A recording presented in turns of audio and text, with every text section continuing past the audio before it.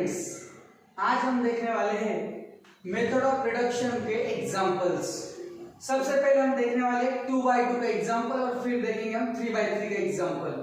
तो आइए सबसे पहले इसको हम मैट्रिक्स फॉर्म में लिखते हैं। तो नॉर्मल फॉर्म जो हम यूज करते हैं ax = b, उस फॉर्म में हम इन इक्वेशंस को लिख लेते हैं। तो सबसे पहले a लिखेंगे हम। तो a में हम हमेशा x और y के कोएफिशिएंट लिखते हैं।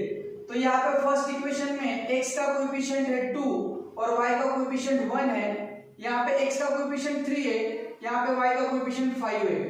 फिर x की जो वैल्यूज है, यहाँ पे 2/2 का मैट्रिक्स है, इसके लिए हम यहाँ पे x और y ये दो ही कोई वैल्यूज लेंगे, अल्फाबेट्स लेंगे। लेकिन अगर यहाँ पे 3/3 होता तो x, y और z लेते। यहाँ पे 2/2 है, इसलिए हमने x और y लिया। फिर हम लेंगे b की वैल्यू। b में हम जो इक्वल टू के साइड में रहते हैं 5 और -3, उनको यहाँ पे लिखेंगे। तो सबसे पहले हमने ax = b इस फॉर्म में उन इक्वेशंस को लिख लिया है। मेथड ऑफ रिडक्शन में हमें x, y की वैल्यूज को कैलकुलेट करना होता है और उसको कैलकुलेट करने के लिए हम सिर्फ और सिर्फ एक तो इस एलिमेंट को 0 कर लेते हैं। इस एलिमेंट को भी हमने 0 कर लिया तो हमें डायरेक्टली y की वैल्यू मिलती है और फिर यहाँ पे वो पुट कर हमें x की भी मिल जाती है। तो सबसे पहले इसको 0 करना होता है, लेकिन इसको 0 करने के लिए यहाँ पे 1 होना चाहिए। तो यहाँ पे 1 नहीं है, इसके लिए मैं यहाँ पे 1 कर लेता हूँ। तो कैसे 1 करेंगे? यहाँ पे अगर 3 - 2 करते हैं यहाँ पे तो 1 होता है। तो हम क्या करते हैं, R2 में पहले चेंज कर रहे हैं, R2 माइनस हम R1 करते हैं, R2 माइनस R1। तो क्या होगा, फिर पहला जो फर्स्ट रो है वो एज इट इज रहेगा। चेंज हम पहले R2 में कर रहे हैं। 3 - 2 1 मिलेगा, 5 - 1 4 मिलेगा। यहाँ पे हम x और y को एज इट इज लिखेंगे। फिर यहाँ पे 5 को ऐसे ही रखेंगे, -3 - 5 -8 मिलेगा।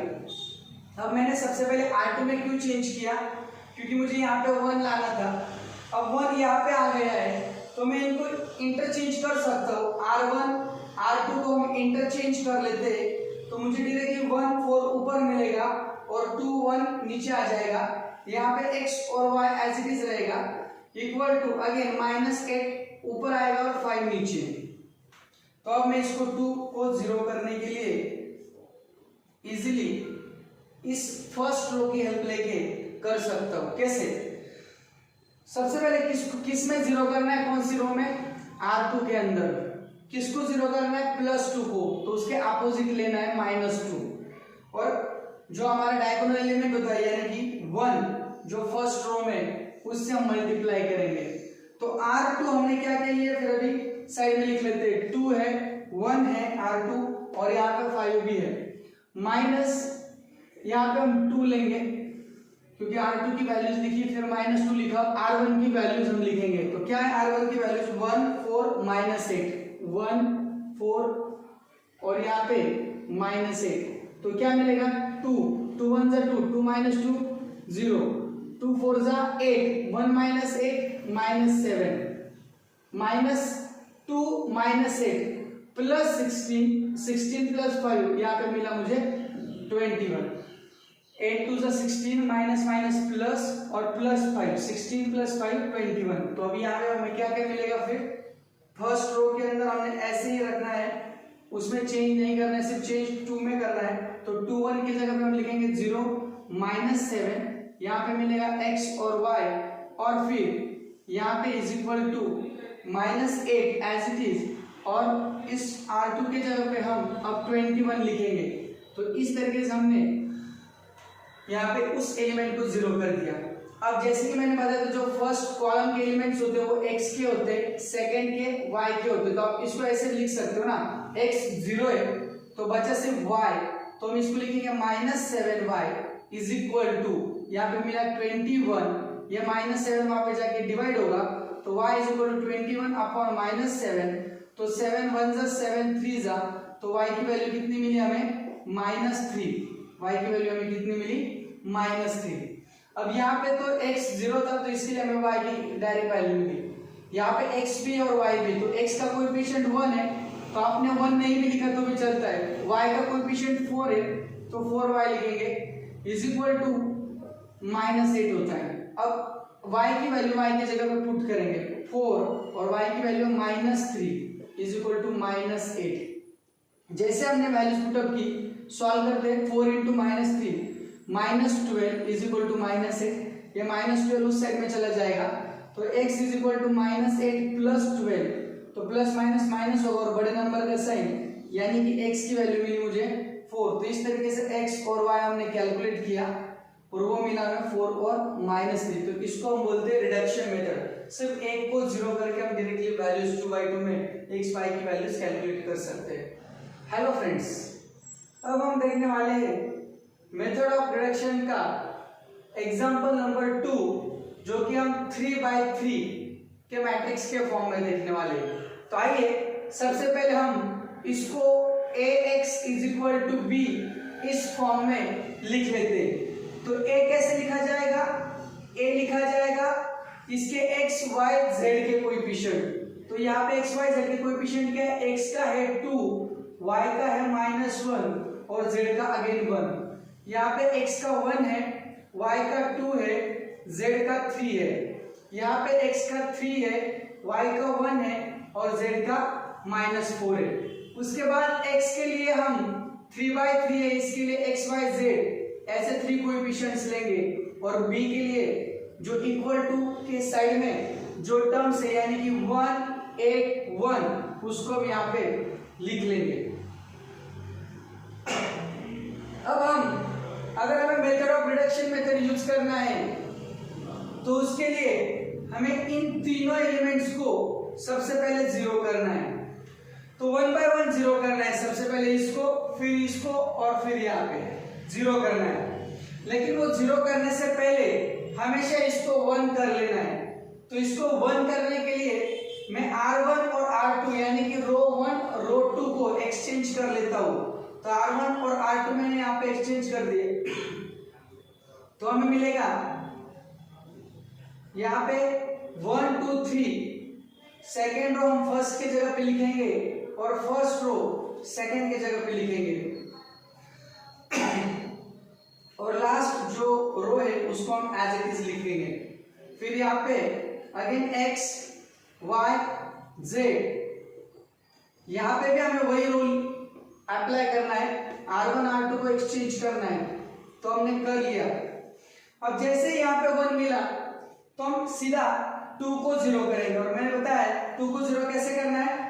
सबसे पहले वो कौन से रो में आता है? सेकेंड रो में, तो R2 लिखा। फिर किसको जीरो करना है? 2 को जीरो करना है। यहाँ पे +2 अगर है तो यहाँ पे -2 लेंगे और मल्टीप्लाई किससे करेंगे? R1 से, क्योंकि वहां पे डायगोनल एलिमेंट हमने 1 कर लिया है। तो ये करने के बाद साइड में रफ कैलकुलेशन भी हम कर सकते हैं।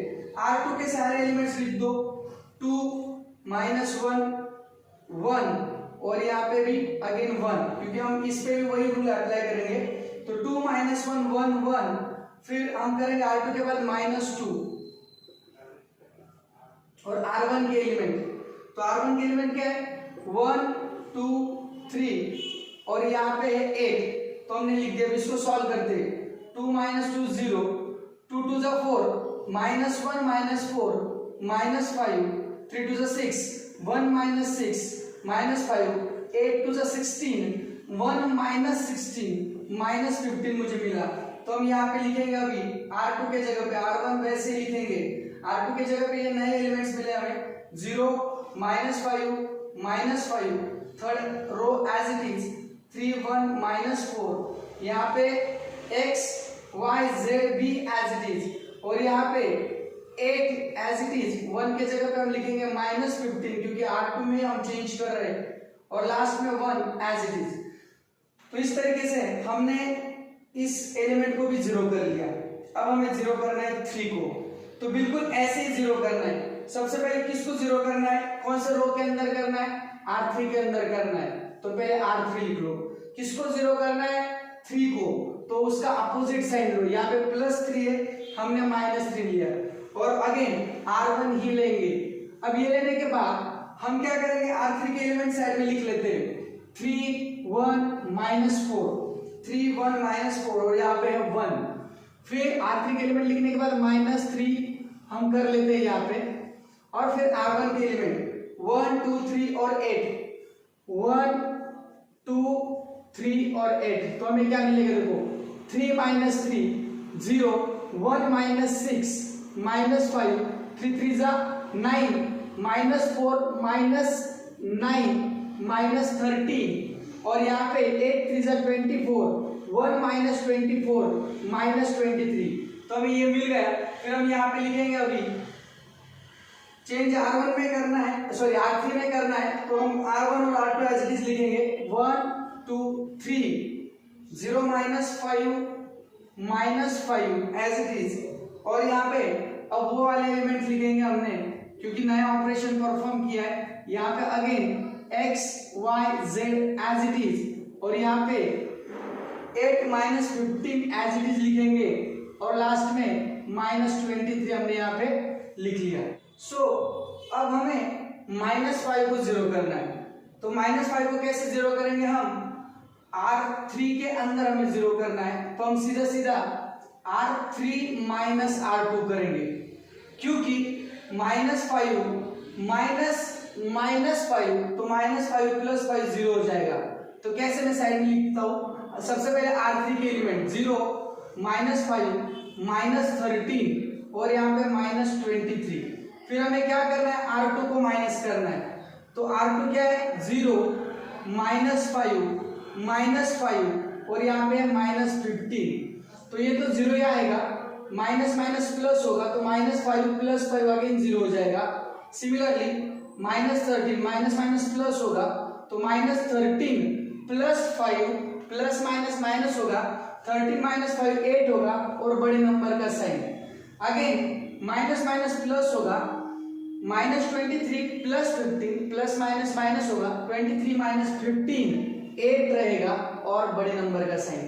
तो हमें इस तरीके से नेक्स्ट पार्ट मिल गया 1 2 3 0 -5 -5 0 0 -8, और यहाँ पे हमें मिला x y z is equals to 8 -15, और यहाँ पे हम अभी लिखेंगे -8। तो इस तरीके से हमने जितने एलिमेंट्स हमें जीरो करने थे, मैंने शुरुआत में बताया था 1 3 1, उनको हमने इन तीनों को जीरो कर लिया, और जैसे हमने इन तीनों को जीरो किया हम डायरेक्टली अभी वैल्यूज फाइंड आउट करेंगे x y और z की। कैसे, ये जो नॉर्मली फर्स्ट कॉलम वाली वैल्यूज होती है वो x की होती है, सेकंड कॉलम की वैल्यूज y की होती है, थर्ड कॉलम की वैल्यूज z होती है, और उन तीनों का एडिशन हमने यहाँ पे लिखा होता है। तो यहाँ पे x 0 है, y 0 है, तो बचा सिर्फ क्या -8, उसको मल्टीप्लाई करेंगे z से, इज इक्वल टू मिला -8। दोनों साइड में माइनस माइनस कट हुआ, 8 जाके डिवाइड होगा, तो z इज इक्वल टू 8/8, हमें क्या मिला, z की वैल्यू 1। ये फर्स्ट वैल्यू हमें मिली। कैसे, -8z इज इक्वल टू -8।